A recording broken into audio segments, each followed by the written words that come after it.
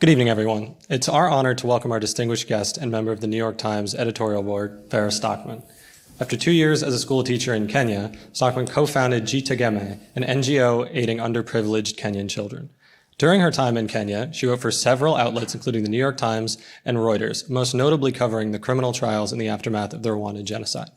Her career has resulted in a lengthy list of achievements and accolades, including American Made, a book detailing the experience of workers during the closing of the Rexnord ball-bearing factory, and the 2016 Pulitzer Prize for commentary in recognition of her series of articles detailing the impact of busing on the Boston school system. Please join me in giving a warm Colby welcome to Farah Stockman.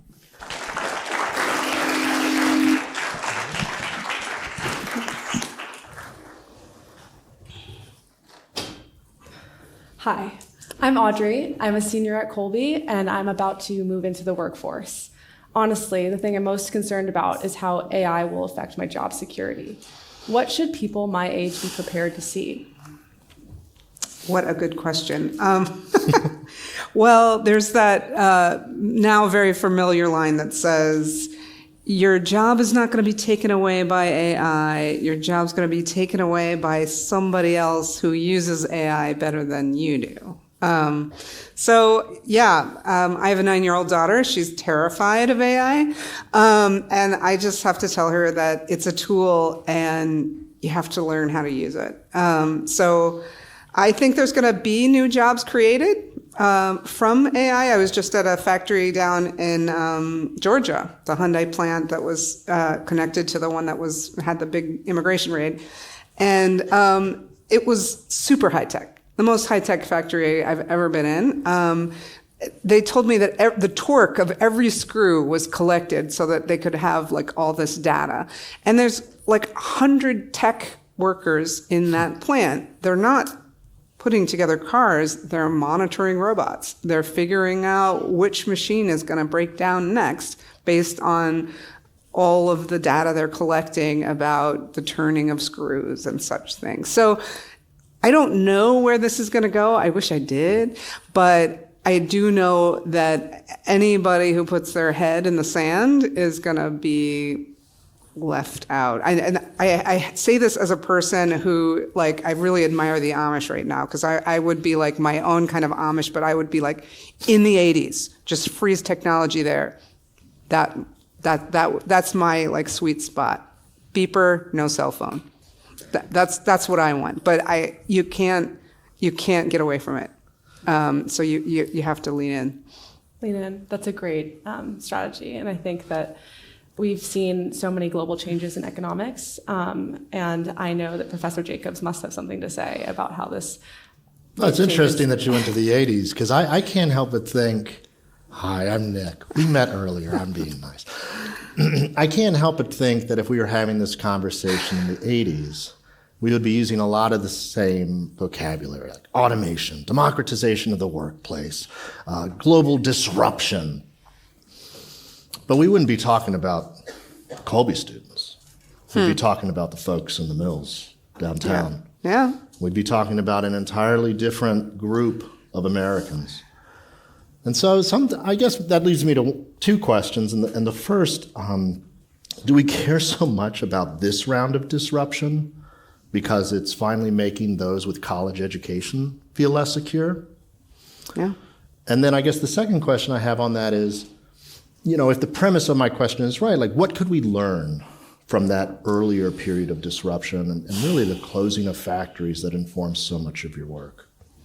It's a fascinating point you're making. I was literally just looking for evidence that the most recent rounds of layoffs are hitting engineers and marketing people and, these sort of white collar folks, whereas the welders, they're hanging on to, right? Because AI is not necessarily going to replace the welder.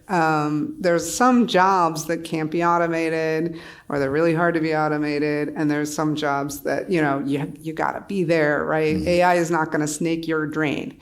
Or, install your toilet. And so I actually do think we're in the beginning of the sort of the weird cultural shift where blue collar work is is valorized and appreciated in a way that it hasn't been in the past.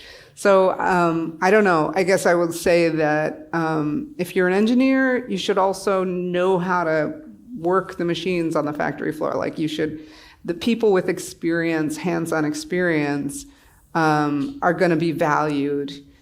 It's not that your engineering degree is not also super important, but make sure you have that practical, you marry it with that practical knowledge too. But I guess I'm thinking about how those two sit in tension with one another, right? Because it seems to me that that story is compatible with lean into jobs and industries that are AI insular or insulated from AI. And then you're telling me I also got to get my head out of the sand and learn how to use it. And so I'm just trying to think about the ways in which this might worsen what is already some pretty deep social divides in this country. Well, it is adding precarity to a whole group of people that have been relatively safe. And it's not just AI. Like, look at what this administration has done to federal workers. Hundreds of thousands of federal workers. It's in jobs that were previously safe. So I do think, you ask what do we learn from the previous round of layoffs that were blue-collar layoffs, factory worker layoffs. I think we learned that those people got really pissed off. And then they went and voted, right? And they voted for somebody who was going to bring tariffs and who promised to bring the factories back. So I don't know if now we're going to get a sort of a laid-off backlash, but in the state of Virginia, where there's a high number of federal workers, you can see that maybe being its own political force there. I don't know, but it's the first time in my life that I can remember seeing precarity at this level among these people. I mean, we can name even more industries, right?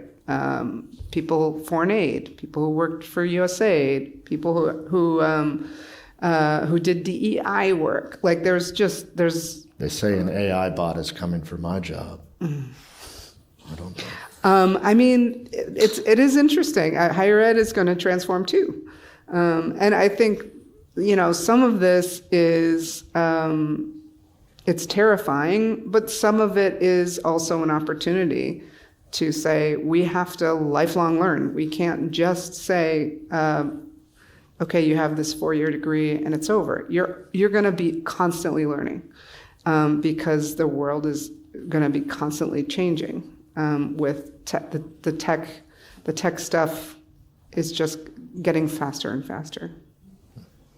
If any of you want to come and live in my Amish 80s sanctuary, let me know, because I was the last analog. My generation was the last analog childhood. I'm not digitally native the way that my daughter is, so I don't feel at home in this world. But I will tell you, when I ask ChatGPT to summarize something, I am astounded by how well it can do. And so, it's just the game has completely changed. But I guess that's what's interesting about you are a digital native, and you're anxious about that. I am anxious about it because I think that the technology is evolving quicker than my ability to gain these skills, this human capital. Yeah. And as jobs, even the structure of maybe management will change, how can workers who previously banked on there being jobs available adjust their own expectations about the future? And I think that this could tie in a little bit to U.S. manufacturing and what happens when a factory leaves. Yeah. To me, AI feels like what happens when white-collar roles where maybe I could previously see myself going into that nature of work changes.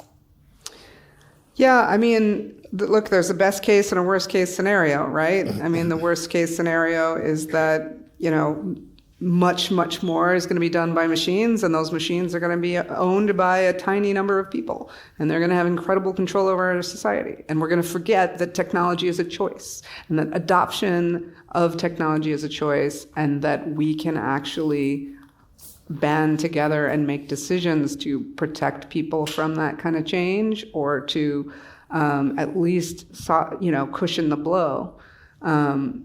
There are political things we could do if we actually got together and worked together on it. So that's one thing. I will also say that I think, that factory that I toured, it's employing thousands of people. 100 of them are like techies. They're taking care of robots. They're not like spraining their back lifting things. And so the nature of work could change, and that's the best case scenario is that there's still a lot of jobs out there. They're just a different kind of job.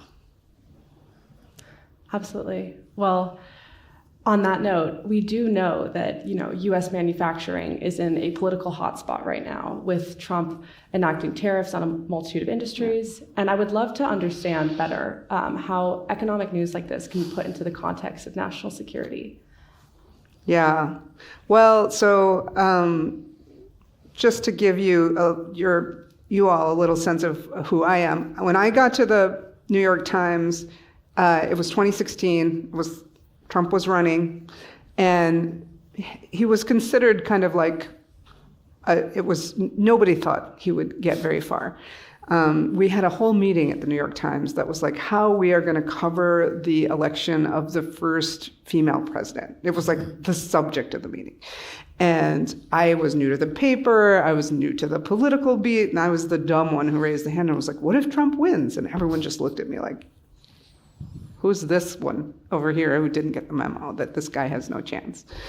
And so fast forward, election night was crazy in 2016 because we had this whole odometer that was 85% chance, and then it started going nuts. It was, and that's what caused me to write my book, which really delved into why so many people, especially in the Midwest, which is where I'm from, ended up voting for Trump. A lot of them came from these factory towns that had seen their factories go to China and Mexico under the free trade agreements, which had been supported by both Democrats and Republicans. But a lot of people blamed Bill Clinton for those agreements, and they were never going to vote for his wife. And so, I spent the 4 years of the first Trump administration following these factory workers as their plant moved to Mexico and looking at what happened to them next. Did they find jobs? What kind of jobs did they find? What happened to their kids? And it was fascinating. It was an amazing experience. But when you get down to the national security question, why do we need factories? Do we need factories? Because there's a lot of people who are just like, we're going to be a service economy, and that's okay. Making things is primitive. Somebody told me that. Making things is primitive. And that's an attitude that a lot of people have. But I guess my response to that is I do think you have to have the ability to make something if you want to be a superpower, if you want to have an army, if you want to have, if you want to be able to defend yourself. You can't rely on other countries for absolutely everything. If your economy is based on Twitter, good luck to you in a war. And so I do think that I think there's a debate to be had about how much we should bring back and which things we should bring back. Biden said, okay, let's bring really critical stuff back. So we need to be able to make medicines. We need to be able to make computer chips. He had 7 things that he thought we should be able to make. And the rest, he's like, let's get it from elsewhere. Trump seems to think that everything should be, absolutely everything. And I don't know how that's going to work. But I do think that there may not be an economic rationale, but there's a national security rationale. And they are leaning into that national security rationale, even if their true motivation is just to make a ton of money. What do you mean by that motivation? Because, I mean, there's another motivation that circles everything the Trump administration does, which is we're not bringing these jobs back to make us a more strong country or to position ourselves with more national security, but we are the champions of the aggrieved. We're the champions of native-born, right? It's not any American can get those jobs. It's a certain type of American. At least that's the criticism. Well, I mean, I do think that, if you look at the factory workers that I was following in Indiana, all of them had come from heavy-duty union families. They had all their fathers, their grandfathers, their great-grandfathers had all been coal miners and auto workers, and they were all Democrats back then. And there was this big switch because they were angry about free trade. Interestingly enough, I was just down in Georgia, and there were a lot of people who did not want that factory. They were like, we just want our rural town. Why are you bringing all this? Why are you bringing all this development? But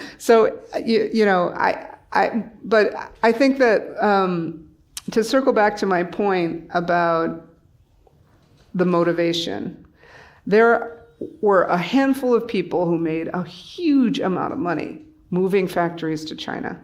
Right. And there's going to be a handful of people who make a huge amount of money building factories again here. Whether it's drones, whether it's defense stuff. The U.S. military is about to spend billions of dollars on drones. We don't make drones in this country. There's not very many, there's like a few hundred companies that are trying, but we're really far behind. 70% of all the drones are made in China by a company that does it really, really well. And so we're about to ban that company, and that is going to create the space for American companies to make these drones. And it's a huge experiment. We're like going back to where we were, in the earliest days of our republic when we had tariffs to protect our industries. We're now acknowledging that our industries suck and need protection. Yeah. We can't that we're not good at making this stuff, and we need tariffs in order to protect them. And there's going to be a handful of people who make a lot of money off that. I mean, the way you talk about that issue, it sort of like reminds me of what used to be a truism in American politics, right? That politics stopped at the water's edge, right? As soon as you started talking about national security, as soon as you started talking about anything that affected the safety and well-being of Americans, like, nope, we are not partisans on that. Like, you give a compelling case of, like, who should disagree with you, Farah? Like, we should defend our citizens. Like, that makes sense. So why is only one side talking about that? Or maybe that's unfair of me. I mean, I think there's a debate to be had about how much of this stuff we need to make here. And like I said, the pandemic showed people how little we made. We were dependent on other countries for all kinds of stuff, for PPE, for protective masks and stuff like that. I think I don't think it's only one side that's concerned about it. I think you can hear Democrats talking about this stuff too. What is different, though, is that there is a small group of people that is creating a new market. And they're both they are working hand in hand. Sometimes it's the same person, and sometimes it's just a small circle. They're making the rules, and then they're creating the companies that are going to benefit from the rules. So they're banning the Chinese drones, and then they're going to create the new company that's going to make American drones and sell them to the U.S. military. So we're in a new uncharted territory. I don't think it's it's not capitalism the way that we've been practicing it in the past. Something is different. Well, if I've learned anything, I think it's that a lot of these issues are interrelated and interconnected. We want to give time for our students to ask some questions. And I was thinking, because, I mean, the areas of conversation are so diverse and widespread, if we could get like 2 or 3 questions up on the floor to think about and mull over. Don't be shy. Yeah, right down here in the front.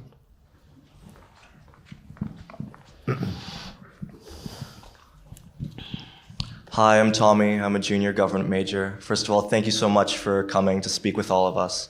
And I guess my question kind of seeks to get some of your insight on this balancing act, right? Because you talk in a lot of your past work about how America has fallen behind in critical industries like drones and other things like that. But on the other hand, if we are kind of chasing progress and innovation, then we also have stuff like factories closing, like that you write about in your book, American Made, you know? And so I kind of wanted to get your insight on how do we balance the kind of striving towards progress and innovation with minimizing the human impact that that may have. It's a good question. That's a tough one. I think you can take that one in its own right. No, go ahead. Balancing innovation, chasing innovation with the care and concern for the people working in these industries. I mean, ultimately, it's a political question. How do you deal with people who are in industries that disappear, right? Do you cushion them? Do you give them support? In a lot of European countries, when you get laid off from a factory, you get a year's worth of healthcare, you get retraining, somebody comes to your door and helps you write your resume. And in this country, it's very sink or swim. And I think that's a political choice that we make. And we don't have to make that choice. So I personally think we're going to see a lot of huge shifts in the labor market. And there's going to be a lot of people who are trying to figure out what's next and get their footing. And I personally hope that we can band together as a society and find ways to cushion the blow for people in precarious industries.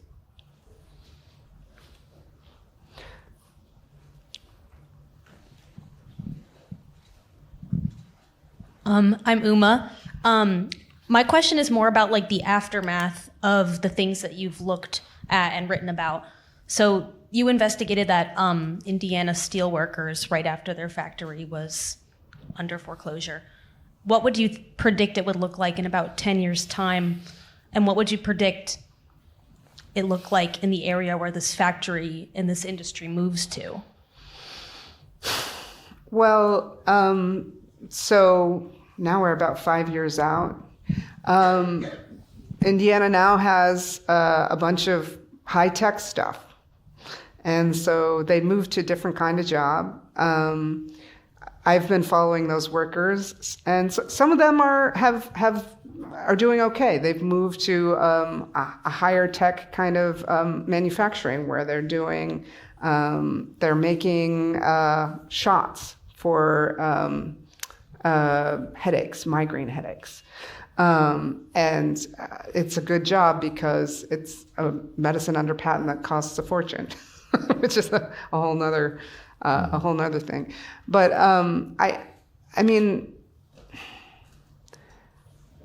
10 years from now, it's hard to tell because we have so much uncertainty right now with policy. Will tariffs bring back more jobs for blue-collar people? I'm curious, actually. Can I take a weird poll right now? I'm curious how many people. Do whatever you want. How many people in this room consider themselves to be from a blue-collar background? Okay. How many people in this room are first-generation college students? Okay, interesting. So, like, I feel like if you are from a blue-collar background, you might look at tariffs a different way, because even if the tariffs cause a lot of disruption, you might think that they are going to do something to bring jobs back to your community. And this is a grand experiment. We don't know if it's going to work, right? We don't know. And there's evidence that some factories are actually struggling to make it because now the raw materials that they use are way too expensive. And so, maybe it's not going to work.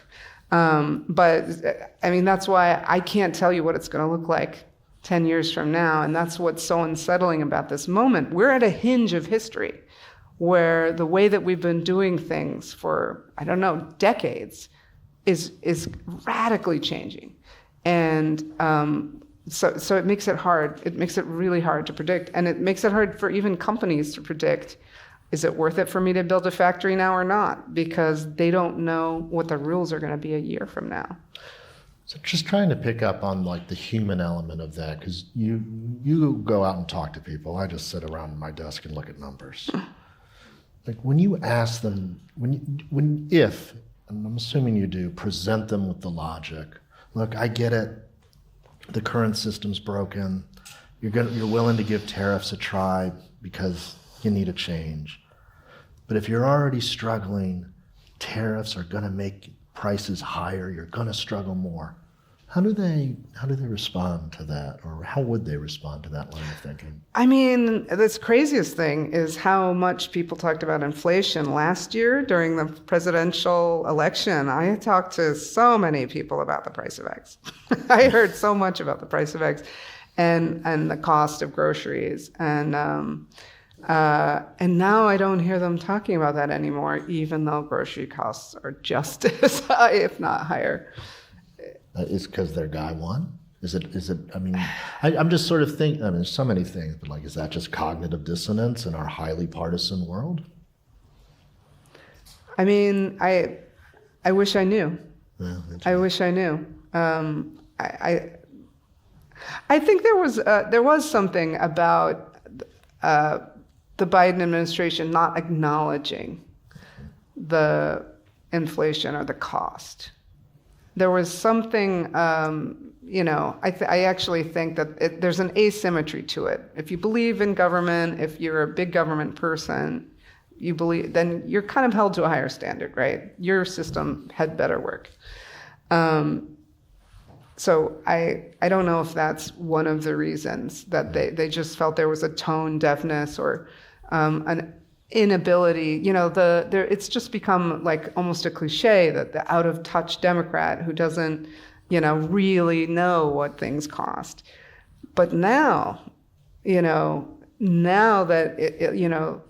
it's really just as expensive, if not way more expensive to live.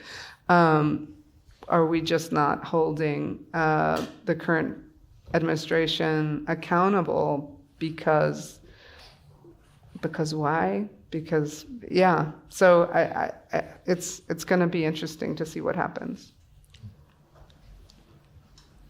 Zane?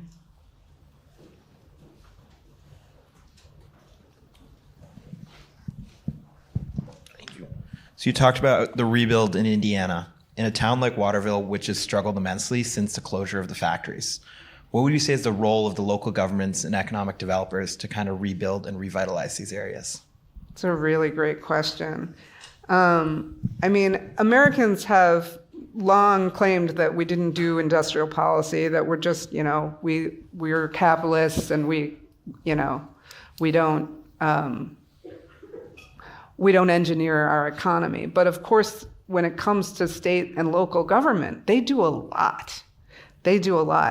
Every factory I've gone to in the last 6 months has been built because a local government literally prepared the site. They spend your tax dollars to make the site perfect, to put sewerage in there, and then they're going around and they are courting factories. So I'm from Michigan, and Ford was actively courted for years to build an EV battery plant in a town called Marshall. And there was some, there's not everybody wants it, but local government has a huge role to play in bringing factories in. And there's a really interesting debate about when is it worth it? How much money should we spend to attract a business like that? There's some great arguments on both sides. A lot of people, and this particular EV battery plant is quite controversial because now EVs, not as many EVs being sold. And so Ford is still going to go ahead and finish that plant. And so the question is, would Ford have built that plant anyway? Because what a lot of companies would say is, it matters on the margins. But if it's, there has to be a business case for building it. You don't want a plant to be built if the only reason it's built is that the government threw a lot of money at it, because then it's not going to succeed.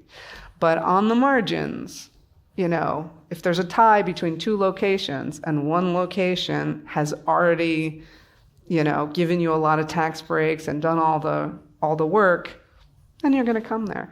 I do think there's a big role for local governments to play in attracting factories. What I worry about is that there's sort of a race to the bottom, that people are all, two towns or even two states are in a bidding war over a factory. Look at the bidding war there was over Amazon, and was it really worth it? How many tax breaks are you going to give to one of these factories or one of these businesses? Some of them are not going to pay taxes for 20 or 30 years. And so the people who live in that town are the ones paying for the water upgrades and all the things that plant needed. So it's a really rich area for debate, and smarter people than me should come up with a rubric of when it's worth it and when it's not worth it. But if you're going to have jobs, and you have to have your politicians out there basically courting these companies. Well, you're right about when work disappears, and here we are talking about when work appears. Yeah. And you mentioned earlier the story, like people can be upset when these factories come here. And so I know there's a debate, but could you just elaborate a little bit more? So they're paying for the startup costs. They might not be getting the initial tax revenue. Are there other types of costs, seen or unseen, when the factory shows up under this system of, I don't know what you want to call it. Doesn't sound like capitalism to me, but... I don't know if you guys remember the raid that happened on the EV battery plant in Georgia a couple of weeks ago, and hundreds of Koreans were arrested and sent back to Korea. Well, that's where I went down to see what was going on. And it was fascinating because this was like a little town. I mean, the factory is going to employ, that factory and its suppliers are going to employ 8,500 people. The town itself only has 7,000 people in it. So for them, it was like a spaceship had landed. If you got a job in there and you had to have a high school degree to work there, you were loving it. But if you didn't have a high school degree, if you couldn't get a job there, it was like an alien invasion, maybe. And, I heard a lot of people say, this is not going to be a small town anymore. I used to know everyone, and now there's all these strangers here. And there was a subtext to it. Now that, this grocery store used to be a Piggly Wiggly. Now it's an Asian grocery store. This street used to be called one thing, and now it's Hyundai Way. And it's like outsiders are taking over our place. Outsiders are taking over our town. Now I have to be able to speak Korean in order to get a job at one of these suppliers. There's a subtext to it. And so I don't know if 10 or 15 years into the future, when the plant has, basically passed over to become more Americanized, whether, the fabric of that community will have changed. But it's essentially becoming a company town. And there were a lot of people who didn't feel comfortable with that, which I was really surprised by. Coming from the Midwest and thinking, seeing people cry when factories left, I couldn't believe that down in Georgia people were crying when they were coming. The factory was coming. But change is hard, and that's just a reality, even if the opposite of change is also undesirable. What?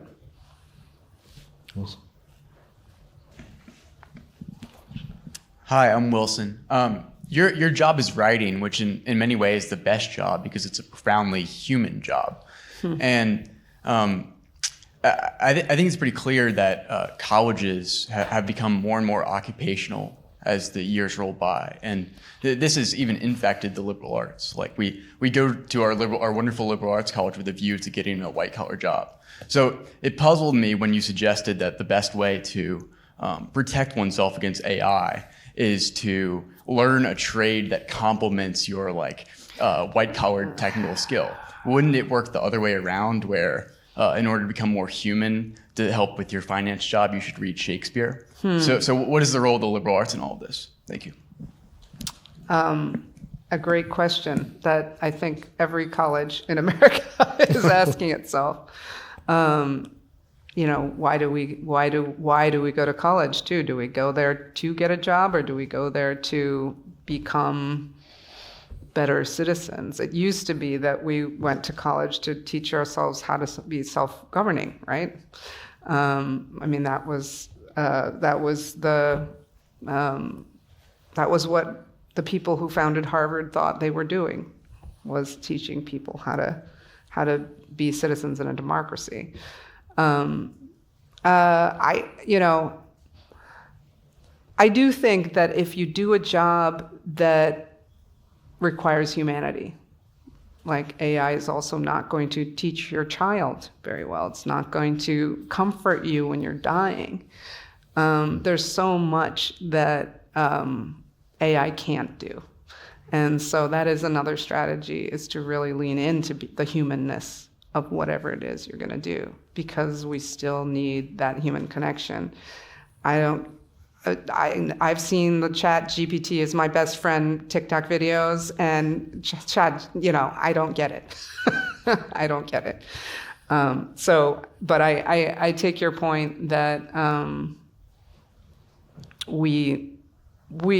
the jobs that will still be there are going to be jobs that only human beings can do. And so look for what makes you most human. That is one other strategy. We'll go right down here in the middle.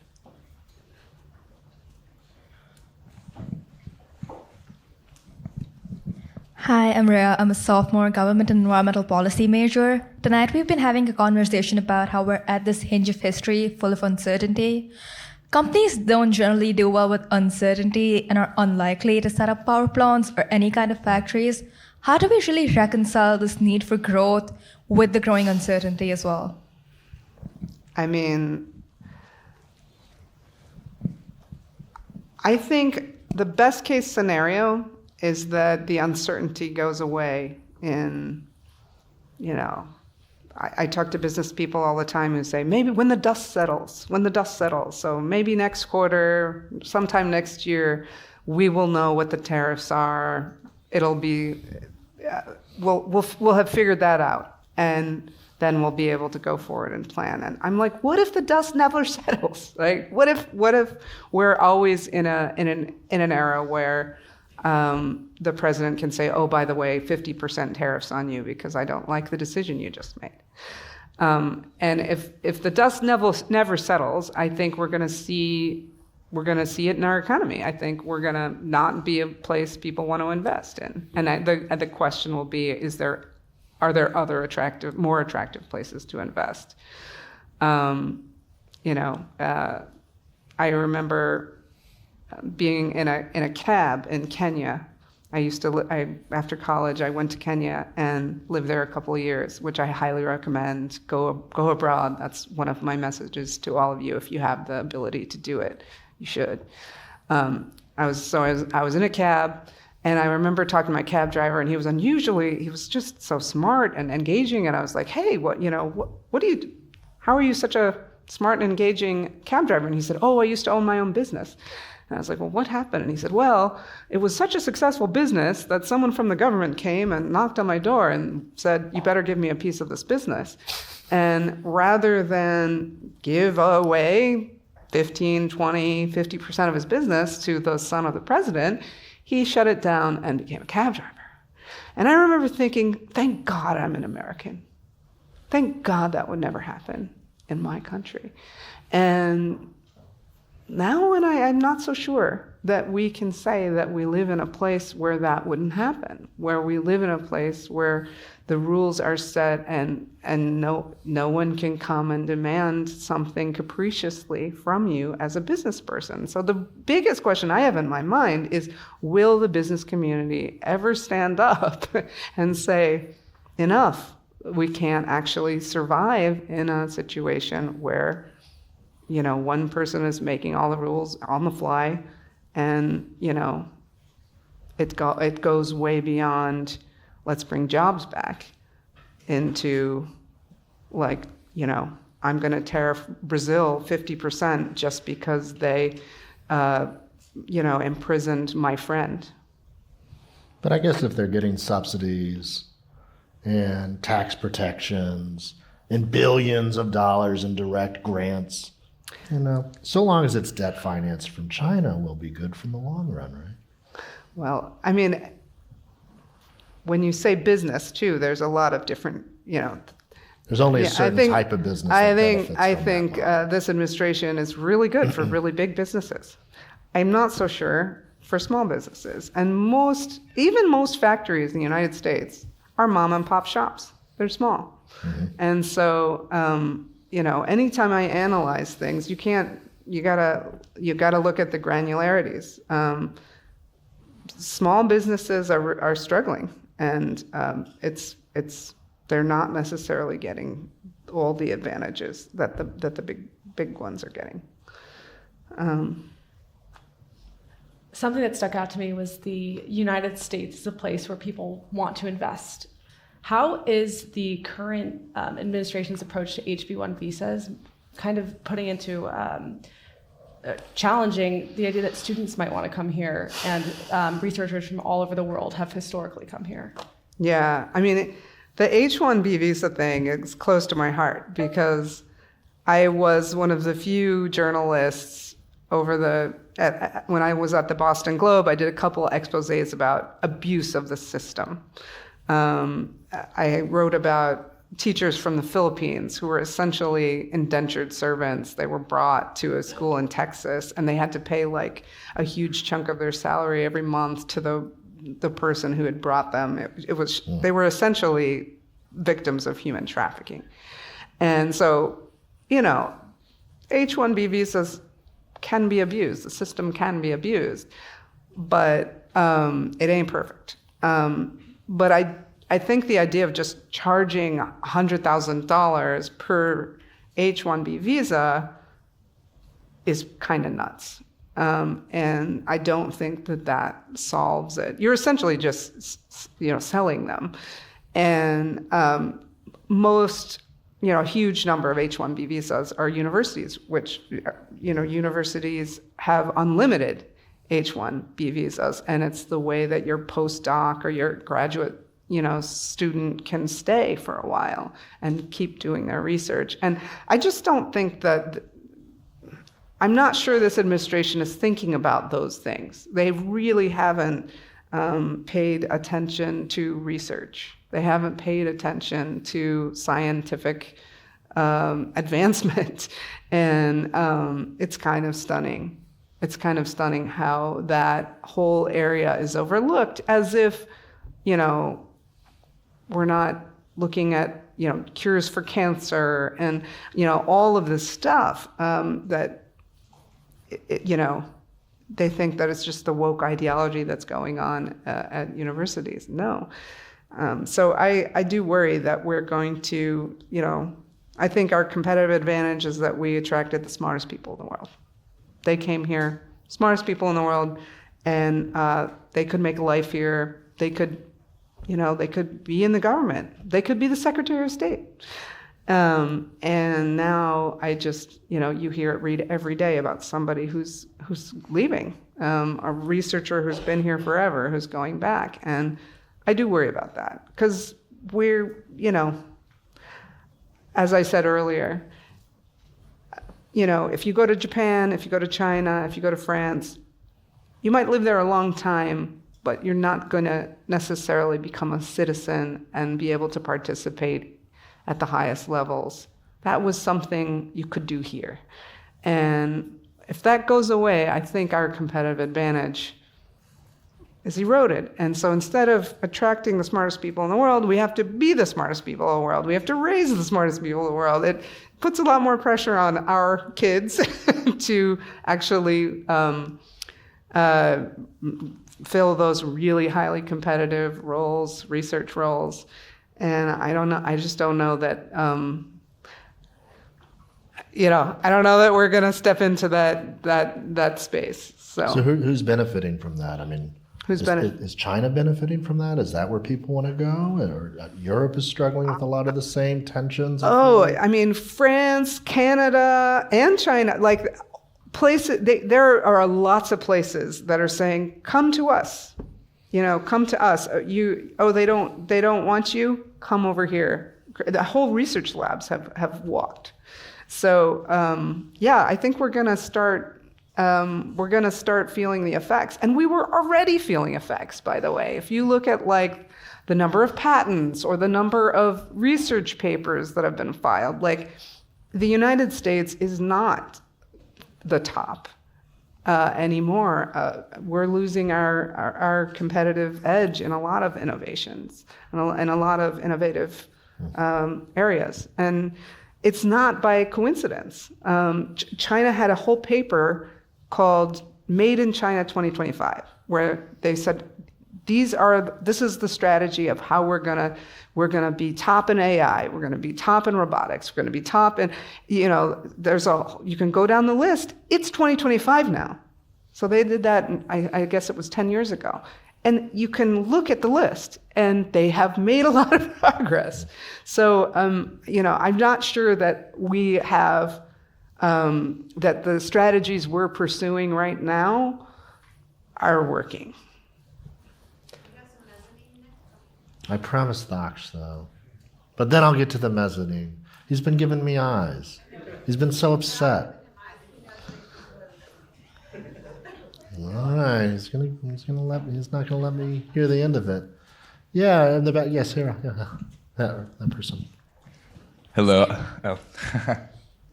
I have a question kind of relating manufacturing, tariffs, and climate change and renewable energy, because obviously China leads the US in pretty much every renewable energy, but we also need to learn how to make those ourselves. But at the same time, if we don't allow those in, then climate change is happening now, and right now people are choosing not to buy EVs because they're not very cheap here, but in China, they're $10,000. Such a great question. Yeah, I mean there was another way we could have done this, right? Like, there's a lot of people who say, well, China's 10 years ahead of us on EV battery technology. Let's partner with them. Let's invite them to come here and teach us how we can license their batteries. That battery plant I was talking about that Ford's building in Michigan, it was going to license cattle technology. And now you've got a bunch of people saying, no, we can't have their technology. And it's like, why not? When they wanted to have an auto industry, what did they do? They invited us in. And we went there and built cars, and they said, oh, but you have to transfer the technology here, and you have to partner with somebody local. they had a strategy for how to catch up. We don't. Our strategy, I mean, from what I can tell, our strategy is just like, keep it out. And what I worry about is we're going to end up like Cuba, where they have like 50-year-old cars that are, while the rest of the world is driving, $10,000 EVs. Would China take the same deal? If they came over here and we said, all right, we're ready to partner, but you have to go with somebody local, you have to give it, I mean. Maybe. I think you can, that was their deal. When we went over there, but I'm wondering if like the lack of engagement is they've sort of wised up and said, we're not doing that. We saw how it worked out for you. I think cattle had CATL had a deal with Ford. I think that was going to be there, and maybe it's still going to happen. Yeah. But yeah. By the way, I think it's fascinating because all you heard about was planned economy doesn't work, industrial policy doesn't work. We can't pick national champions. You can't have the government picking national champions. Now we are behaving much more like that. We're starting to get religion on industrial policy because countries that develop haven't left it to chance. They had a strategy, they executed it, and they did a heck of a lot better than countries that didn't have a strategy. So it's, historians 20, 30 years from now are going to look back at this time and see what were the things that worked and which were the countries that actually moved ahead. It's an interesting time. But will the state-sponsored human rights violations follow? What's that? I said, will the state-sponsored human rights violations follow? Because that was also part of the trade-off. Yeah. Like, could you have a planned economy and liberal democracy? I mean, we should ask Spain? I don't know. In the back. That's it. Those are really interesting questions to have. Thank you. It's an interesting debate. If you're able to share this, please could you give examples of how early career workers at the New York Times are being encouraged or told to use AI? And are you concerned about our generation of workers outsourcing fundamental early career learning and critical thinking to LLMs? It's a smart question. We have a whole AI team at the New York Times, but we're very constrained about how we can use it. So analyzing big data sets. There's a lot of promise in little newsrooms around the country can maybe use AI to crunch lots of numbers or read tons of, let's say, the minutes of meetings. You can come up with a lot of stories that you wouldn't otherwise be able to write if a machine is helping you point to the stuff that's worth looking at, right? But yeah, I think it is shocking how far they've come. And I don't know if you've ever done that one where it's like, make a podcast about X, and then, it'll just spit out and sound like a human. It's it's pretty eerie. And this is early days now. So, if they can do that, I don't know what it's going to be like a year or two from now. So I'm planning to buy a sheep farm and because, maybe they will be able to outsource my job someday. But I mean, I say that not entirely facetiously, but I think that it really does challenge me to say, what is my added value? What am I giving that this machine can't? And I'm going out there and interviewing people. I'm creating new knowledge, right? The machine is not doing that. And you would hope that I come from an ethical framework, right? So there's something human about the experience of, when I write a story, I have a lifetime of experiences behind why I'm saying what I'm saying. But yeah, I'd be lying if I didn't say, if I said I wasn't impressed by some of what it's able to do and the speed at which it's able to do it. It's pretty shocking. So I do think that each and every one of us has to ask ourselves, where is my added value? What's my competitive advantage? So what was something you wouldn't have learned or have done earlier in your career if you could have farmed it out to AI, that looking back on, you're like, I'm so glad I didn't have that crutch? God, I mean, look, I'm a person who didn't even have an assistant for a long time, like on a big investigative project, because I wanted to read every paper myself. Like, I wanted to go personally through the court cases to just really get a sense of what I was talking about and be able to speak with authority about it.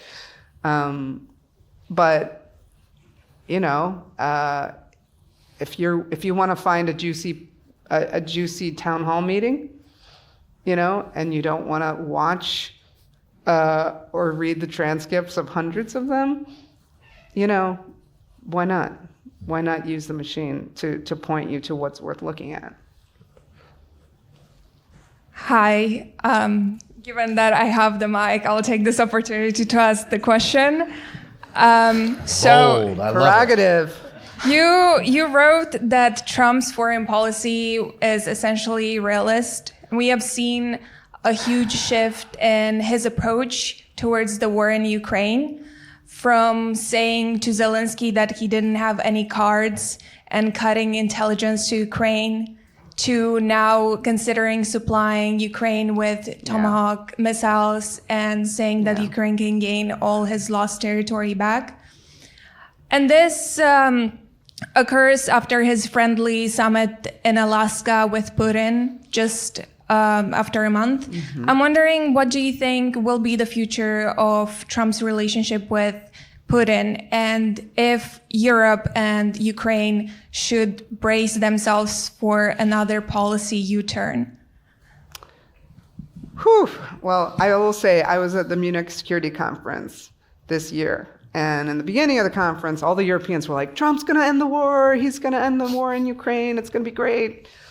And by the end, they were like, I mean, their jaws were on the floor. They couldn't believe that J.D. Vance would go there and start, you know, not talk about Putin as the problem, but talk about liberal democracies, you know, persecuting free speech as the problem. I think Trump would love to get a Nobel Prize, and that's why he wants to like solve some wars out there. But I don't know that he has any special secret sauce for Ukraine. He's obviously admires Putin and likes him, and his wife obviously feels the pain of the Ukrainian people, and you just never know what he's gonna, which side of the bed he's gonna get up on. When I wrote about Trump having a realist foreign policy, what I meant was he's not guided by values. He's guided by power. And if he thinks you have the power to protect yourself, then he might bet on you. And one thing, Ukraine is still standing today because Ukrainians are powerful.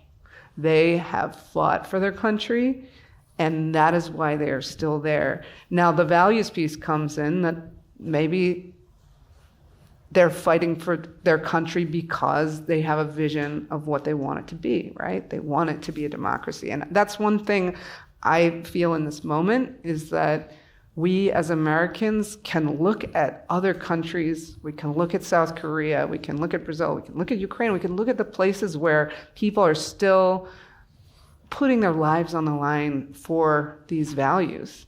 And we can, you know, maybe others can help us find ourselves again. But, you know, I'm not going to make any predictions on what Trump is going to say or do to Putin.